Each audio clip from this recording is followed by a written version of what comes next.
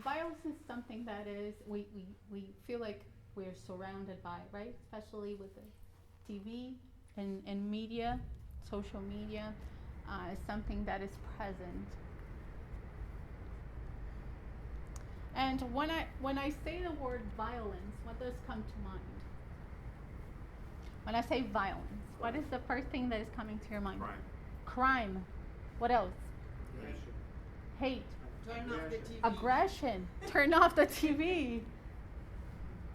Anyone? Persecution. Ignorance. What is it? Persecution. Yes. Hate. Hate.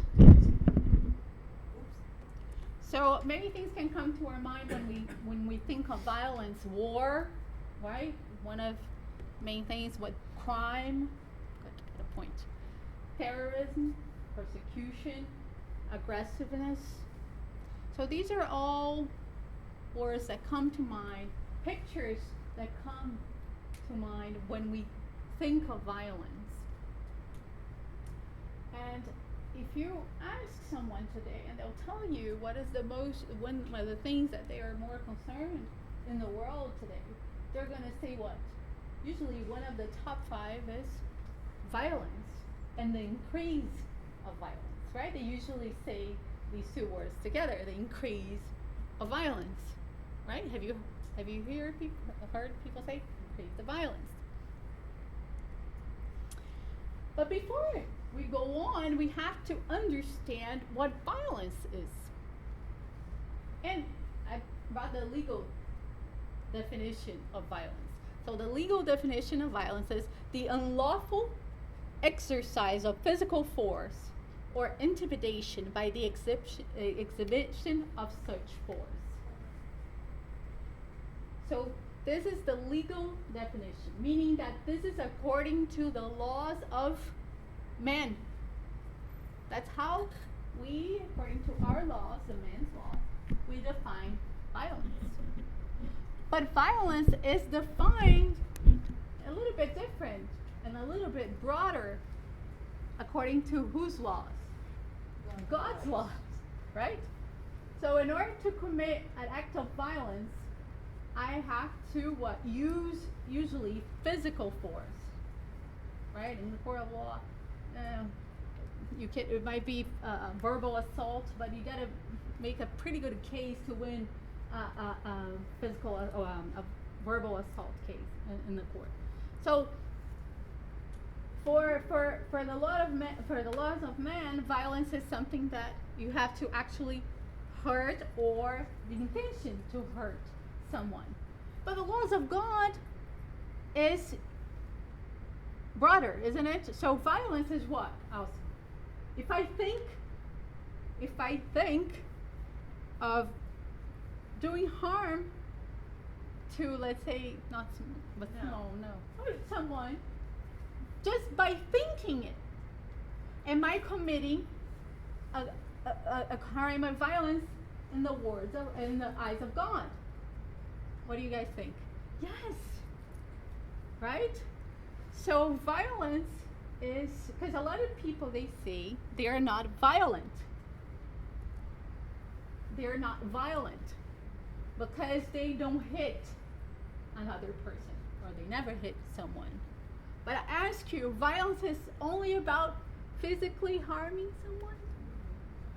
There are different kinds of abuses, right? And sometimes the moral ones, they hurt a lot more. Sometimes we wish we got punched, would hurt less, right? And I brought this picture. I'm sorry that this picture is a little strong, and I'll move, so I don't want you to have that in your mind for a long time. We want to display that, but just to remember, because I brought that just for awareness, our own awareness. Because everything that we hear here at the center, we have to use to better ourselves. And when I was preparing for this talk, you start self-analyzing, and that's what we have to do. And my question is to you, are you a violent person? How are your thoughts? Do you get aggressive? Do you constantly feel the need to defend yourself, to defend your point of view? Because those are all indications that you might have a little, seed that you got to work out. It's not 100%. Bullying, maybe jokes, right? Some jokes, they are also violence. So there are many different types. Sarcasm, right? And I'm guilty of that, though I know to play with the guys around. And so sarcasm, that is hurtful. And so there's many types of violence. So let's just hold when we say we're not violent. So just watch yourself and analyze yourself and see if you're a violent person. Because the next stages of violence, first is a thought, right? Emotion and a thought, and then the behavior comes. And if the person is used to having those aggressive thoughts all the time, and the body feels it, what happens? One day you might not able to hold it. And then you're gonna really end up punching someone. But forget about punching. Remember that we have a cloud of witnesses, don't we? All the time. Who are the cloud of witnesses? Who are they? What is this cloud of witnesses? The spirits. The spirits are all around us. Do we need to hurt someone so the spirits know we have the intention to hurt someone? No. Feelings. Our feelings, our emotions, right?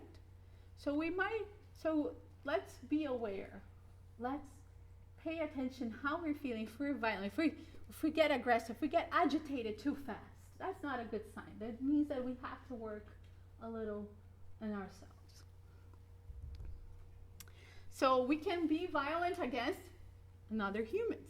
That's usually how, when you think of violence, we think violence against another humans. But violence can be expressed against not only humans, but also animals, right? What else? The environment.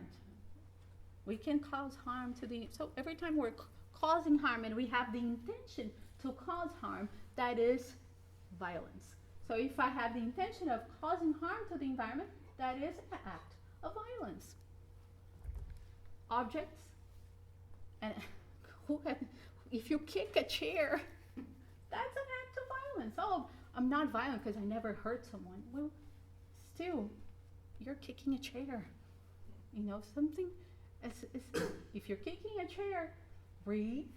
But you got to stop and understand why is that happening. Why you have to work on yourself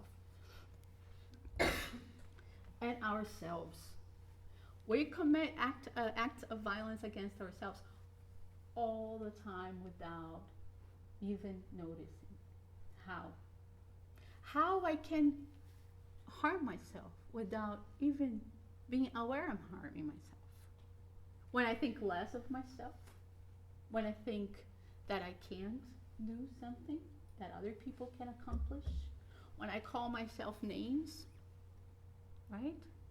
When I don't eat how I'm supposed to eat, when I don't exercise when I'm supposed to exercise, when I don't come to the center or take a spiritual time for myself, I'm hurting myself. I'm committing violence against myself. So let's pay attention, because we can be kind to others, but we have to be kind to ourselves as well. And then we ask, why are we violent? And I have the picture of the lion. Because when we think of violence, we think of brute force. And we think of the lion. But the lion doesn't really think, does the lion think? No. The lion's pure what? Instinct is acting to survive. And is doing what it is supposed to do to survive in the wild. But guess what? We're not in the wild. Some people like to call it a jungle, but we're not in the wild anymore. So there's no excuse for certain behaviors. And the spirits, they were asked in the spirits book, there's a chapter called War, very interesting. And Kardec asks the question to the spirits. He asks, what is the cause that impels men to war? What is the cause of war? And the spirits the answer. The predominance of animal nature over the spiritual nature, and the desire of satisfying his passions. In the barbaric state, the various people know no other right than that of the tile, strongest, and their normal condition is therefore that of war.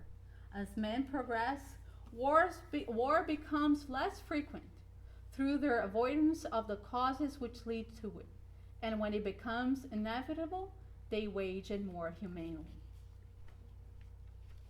So the spirits are saying that as we progress, and that's one of the laws of God, the law of progress, that's natural law. We are progressing. We are progressing. We are evolving. We are getting better. And the spirits are saying as we get better, we're going to have less and less war. And in another chapter, also in the Spirit's book, Kardec asks this, under cruelty, Kardec asks the spirits, how come that cruelty is the dominant characteristic of the primitive races? Now, when he says here primitive races, what is he talking about? What are the primitive races? No one? What are the primitive races that he's talking about? Or even what? Some of the present time.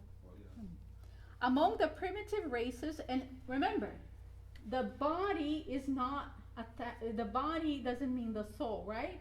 So who is primitive? Is it the body or the soul? The spirit, the soul that is inhabiting that body is primitive. It's not the body itself. Okay? So it doesn't, so you can have an enlightened spirit inhabiting a tribesman. Yes? Yes? No? Yes. Yes, because that body doesn't matter. It's like I can wear skirt, I can wear pants, right? I can wear whatever I want. Because it doesn't matter, because I'm always going to be me. I'm just changing my clothing. So among the primitive races, as you call them, see how they call, see how that's, and they're teaching, every moment is a teaching moment for the spirits to teach Kardec. Is like, as you call them, because meaning that they don't use that term, the primitive races, as you call them. He didn't say as we call them or as they are, as you call them. Matter has the ascendancy over spirit. They abandon themselves to the instincts of the brute. And as they care for nothing but the life of the body, they think only of their personal preservation, and this generally renders them cruel. And besides, peoples whose development is still imperfect are under the influence of spirits equally imperfect. So they have their nature, and they attract what? The equals, the spirits that also vibrate in the same frequency, and they're also imperfect, with whom they are in sympathy, until the coming among them of some other people more advanced than themselves destroys or weakens that influence. So that's the importance of living together, because the spirits is saying here, but then other people, other spirits more evolved, they will influence them in a positive manner. So one reason we are violent is because our instincts, still our animal nature is what? Is louder than our spiritual. We're still concerned about survival, right? If I have to survive, if I'm concerned about my body to survive, right? My food, my home, my car, my things, it means that I'm not thinking spiritual, because this is not a spiritual way of thinking. I'm thinking about material body. So if the material things are the most important things for me, how do I have to behave? Like the lion, I must bite, right? I must do whatever it takes to protect what is mine. Do we know people that behave like that? Do we behave like that? If not all the time, sometimes. Again, why are we violent? And this one scientist, Kirk Schneider, And he says that the sense of insignificance and death anxiety have been shown to play a key role in everything from terrorism to mass shootings to extremism, religious and political ideologies to obsessions with materialism and wealth. Just about all that is violent and corrupt in our world seems to connect to it. So let's say even if the spirit knows better, if the person knows better, they're not so instinctual anymore. However, they feel diminished. They feel unimportant. They have not yet understood that they are sons, daughters of God. They're immortal beings. They don't understand their importance, or they are made feel small. That's gonna generate what? Violence as rage, because rage ignites violence. So we have to be very careful when we belittle someone, we're belittling someone, when we're making someone feel less important, less significant, or when we are making ourselves feel less important, less significant. Because if I'm doing that to myself, once I feel small, I gotta defend, right? If you're little, who has little dogs? We know that little dogs, they bark a lot more than the bigger dogs. Right? Have you noticed that little dogs, they bark a lot more because they have to defend, because they're small. And if you keep putting yourself down or putting your others down, what's going to happen? You're going to make them small, you're going to make yourself small, you're going to have to bark more.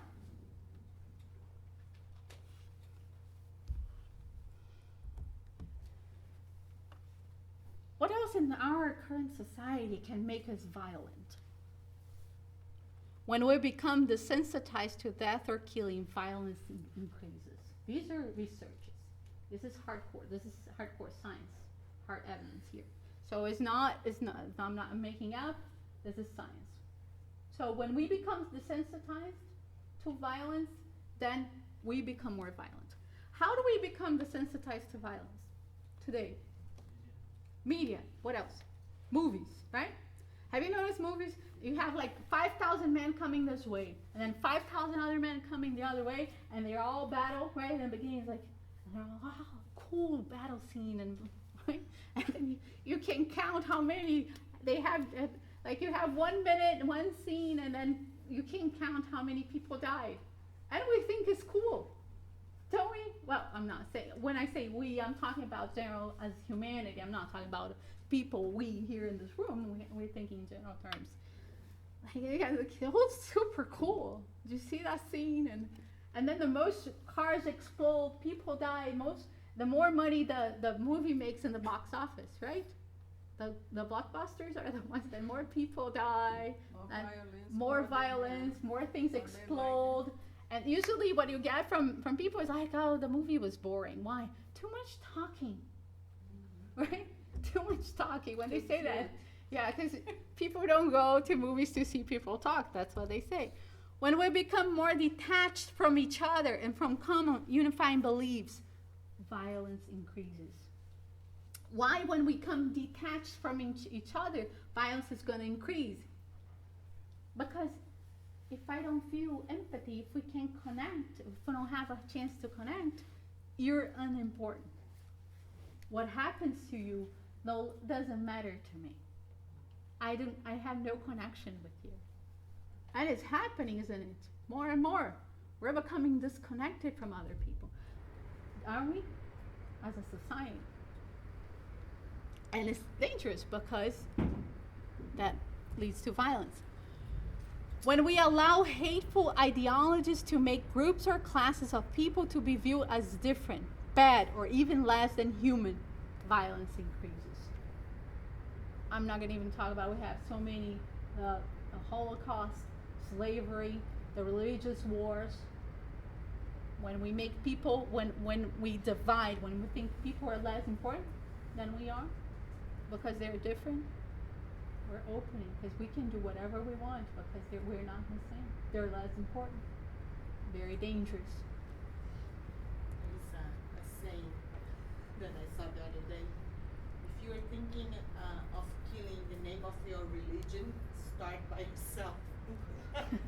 Yeah. Start with yourself. Right. When we're under the influence of alcohol or drugs, violence increases for obvious reasons. Because you're not yourself, and usually we let our, and then we just shut off when we're using one of these substances. What we do, we just shut off the part of our brains that are the judges that understand the situations, analyze situations, and tell us how to behave accordingly. If we shut down, what happens? Then instinct takes over, and then it's not good. Gandhi, Mahatma Gandhi, he says the consequence of violence, right? The eye for an eye. Because sometimes we behave that way, don't we? Oh, but I have to do that because she told me something that I didn't like. And if I allow her to be rude to me like that, I have to be rude back because she'll continue. Right? Don't we sometimes justify our own violence and aggressiveness because the other did to us? Oh no, I have to be this way. Because if I'm not that way, that behavior will go on. And that's how we justify violence. But I can't put it better than Gandhi, and who am I to put even anything better than Gandhi? But he said, an eye for an eye only ends up making the whole world blind. And so if that is an excuse to be violent, if that's an excuse to be aggressive, guess what? It's a very bad excuse. Stop right there. Because we're going to end up all blind. And then the vicious cycle will never stop. And we got to break it. Gandhi, I brought up Gandhi, and Emmanuel talks about Gandhi, and very beautifully in the book A Caminho da Luz, which is the way to the light. We have it translated, and he says about this because Gandhi, he was born in a privileged caste in India. And he didn't understand and he had a very good life when he was bringing up. His family they were super rich, but they had money. And then he moved and he lived there until he was a teenager. He was very smart. And he moved he was a lawyer. He moved to South Africa. And when he first moved to South Africa, he was faced first time with prejudice that he had not experienced himself, because in South Africa, he was not viewed as special. He was not a special caste. In Africa, he was just black because he was dark skinned. So he bought a train ticket, a first class train ticket, and he was made to sit in the back with the other coach people. But he explained, no, I bought this ticket. I paid for first class. They go, no, but you can't. You're black. You cannot sit here. So it was the first time he had this shock. It was a shock with the difference. It's like, how come? And then when also he was back home, he saw an older man trying to carry one of those a lot of garbage with a little, a little carriage, a little cart. You know those garbage carts that. Yeah. And this man was really old that he couldn't, and he was hurting himself, but he was trying to put it down in the floor so he could drag it. And he ran outside and he helped the man. When he did that, the whole street just stopped, because that was a big scandal. Because he was helping, and who saw there was a famous soap opera in Brazil called Caminho da Índia. Who saw that? They show the different castes. And this man was a Dalit, which means like the lower castes. And Gandhi didn't even supposed to have touched him, let alone helped him like he did. So, and he started to feel that the aggressiveness of the world. And he decided within himself, we know he was an enlightened spirit, and we know that God sent us many missionaries, and he was definitely one of them. And he decided to live his life by non-violence, by not doing to others what he did not. I just want to share that I spoke about this the last time we had a meeting here on Monday. That the book that converted him to non-violence was a book by Leo Tolstoy entitled "The Kingdom of God is Within You." It's a wonderful work. I've read it, and it truly does convert you altogether against any type of violence. exactly, the love of God intimidate us. That's what Paul says. Paul of Tarsus, he said, the love of God intimidate us. Intimidate us in the sense of it's so powerful that makes us act, right? Change. And intimidate in the sense that it's so big. Right? And exactly, and by that book and by his experiences in life, so he decided that he would not live a life of aggressiveness, of violence. He would not do to others what he did not done unto him. So we all know, everyone here is familiar with the non-violence movement, right? Of Gandhi. And one of the most famous one being one of his marches being the Salt March, when the Indians, they had to buy the salt from England, and they could not just collect, because they could just go to the beach and collect the salt, but they had to pay instead. So he just gathered all these people, and he walked to the beach and he started collecting the salt. That's what's just an action. And one beautiful thing that he said, that one of my favorites is this one that I brought to you. First they ignore you, then they'll laugh at you, then they fight you, then you win. And that is the process. And he understood human nature enough to know that was the process, that he could not change, because they were all these different actions. He would not react.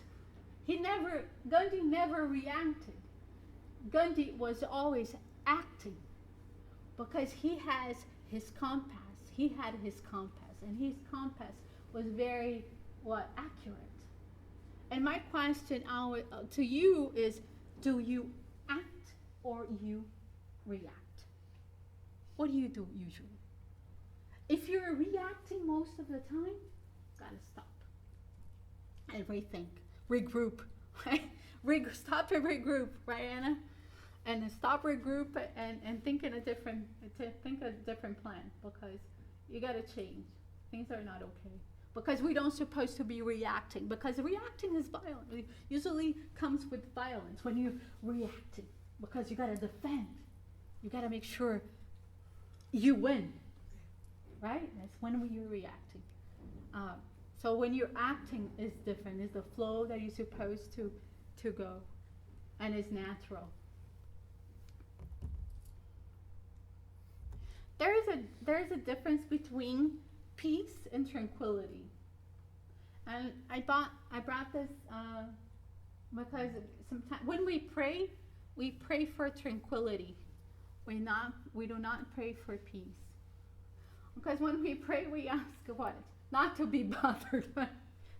God, give me health, help to my family, give me work. Sometimes we even ask for money. We don't even ask for the work, but give me work, health, so I can work, and then we can make money, right? This is tranquility. This is not peace. Peace is what Jesus taught us. What is peace? Peace is the compass that Gandhi had. The very accurate compass. But before we go to Jesus, our master, and our main message, I want to talk to you about the decline of violence. Because everyone here might think that violence are increasing, right? The spirits, they told us, I read in the beginning from the spirits book, that they said with time, as we spirits, we evolve, there is going to be a decline of war, right? And violence. And we have seen this.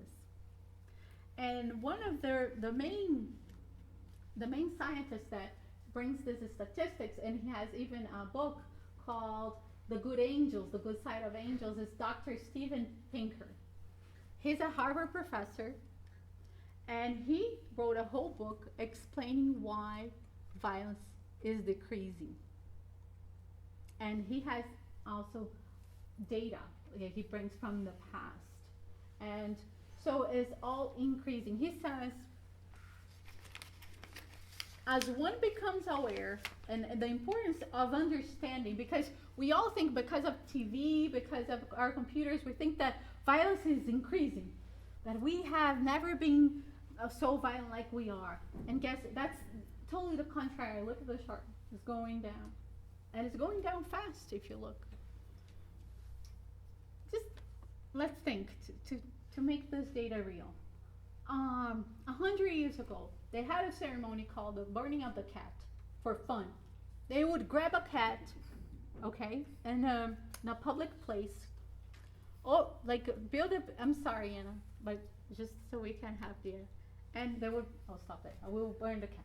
And that was entertainment. They would go gather themselves and go to asylums where they had the people with mental illnesses, and they will watch them.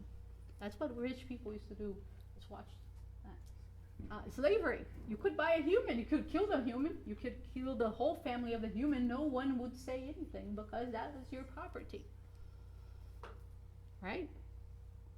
If we go back a little more Bible times, Old Testament times, First Revelation times, if you gathered sticks on a Saturday, you would be killed because you're breaking the Sabbath. Adultery, you'll be killed. Talking back to your parents. Oh, that one, imagine this one. Talking back to the parents. You'll be dead. So violence has decreased. We're more concerned now how we behave, right? Aren't we? Right? If someone starts hitting someone in front of us now, it's not, before it was like, just walk away, or not even. Now we want to call. We want to do something, don't we? We want to stop, we want to break. It doesn't matter if you know if it's from your tribe or not your tribe. You want to break. And Dr. Pinker, he makes a interesting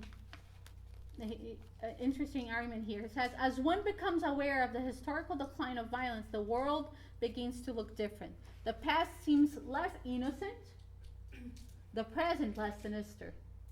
One starts to appreciate the small gifts of coexistence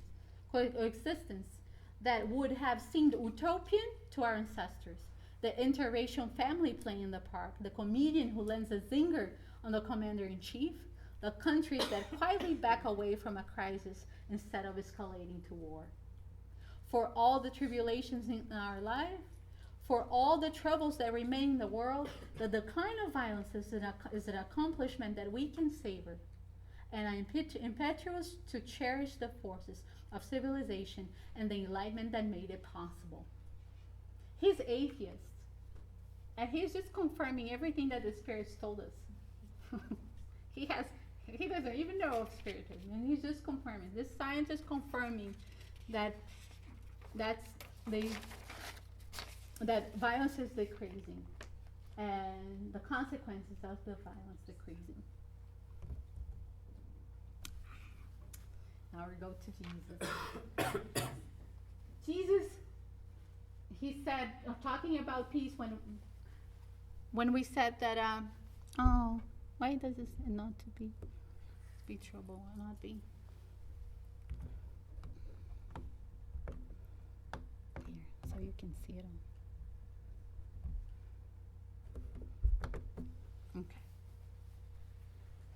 So Jesus spoke of this peace that we have to work on, that we're going to achieve, and we're achieving it little by little. And one way we know for sure is that with the decline of violence.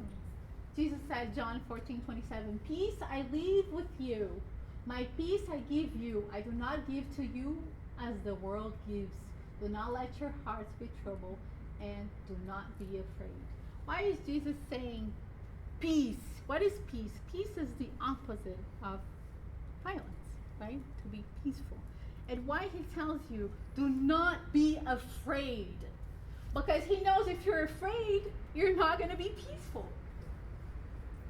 And if you know that if you really understand, truly understand your heart, that you're an immortal being, you're light, because light and love, we have nothing to be afraid. do we? We can be peaceful if we fully understand the message. Got a picture of the Prince of Peace. That's how Jesus is called. One of many names we call Jesus is the Prince of Peace. And Gandhi said that every book, all of the books in the world were burned, but just one was saved. One page would be saved. It would be okay. It would be enough. It's Matthew 5, which is the Sermon on the Mount. And to close Gandhi said that. And just to close our talk today, we're gonna how did I put it? No. Okay. I'm gonna read to you the Sermon on the Mountain. When Jesus is talking about peace, not working against violence, he's talking about developing peace. Think of everything that he's saying. He's guiding us to find this peace that he said he would bestow upon us. Am I in good timing? Yeah? Okay. Matthew 5. When Jesus saw the crowds, he went up to the mountain and sat down. His disciples came to him, and he began to teach them. Blessed are those who recognize their spirituality helpless. The kingdom of heaven belongs to them. Blessed are those who mourn. They'll be comforted. Blessed are those who are gentle. They will inherit in the earth. Who is going to inherit in the earth? The gentle. Blessed are those who hunger and thirst for God's approval. They will be satisfied. Blessed are those who show mercy. They will be treated mercifully. Blessed are those whose thoughts are pure. They will see God. Blessed are those who make peace. They will be called God's children. Blessed are those who are persecuted for doing what God approves of. The kingdom of heaven belongs to them. Blessed are you when people insult you, persecute you, lie, and say all kinds of evil things about you because of me. Rejoice and be glad, because you have a great reward in heaven. The prophets who lived before you were persecuted in this way. So I leave you with the message of Jesus, and just remind you that we are God's children. Thank you.